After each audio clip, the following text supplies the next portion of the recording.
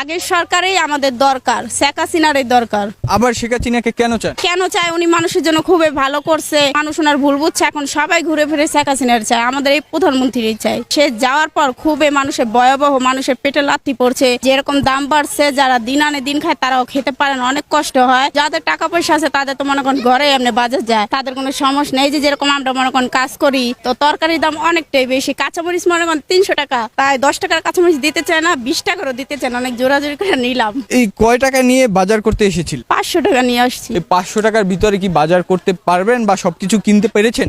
না, পারিনি ভাইয়া, এখনো চাল বাকি রয়েছে। এখন মনে করেন ঋণ হতে হয়, পোলাপানের ভবিষ্যতের জন্য ভাবতে হলে একটু ঋণও হতে হয়। দুজন মিলে কাজ করলে কি পারা যায় না? আগে তো মনে করেন শেখ হাসিনা থাকতে যায় একটু ভালো মোটামুটি ছিল, এখন শেখ হাসিনা বদলে হনে আরেকজন আসছে, মনে করেন খুবই, যেখানে আমরা জিনিস একটু সস্তা দামে পাবো কি, সেখানে আরো দাম আরো দিনে দিনে বেড়ে যাচ্ছে। গরিবেরা খাবে কি? না খেতে পেলে তোরা মরে যাবে, কারণ ওদের পেটে লাথি পড়বে। আগের সরকারে আমাদের ভালো ছিল, আমরা তারই চাই। এখন বর্তমানে যে আসছে আমরা তারে চাই না।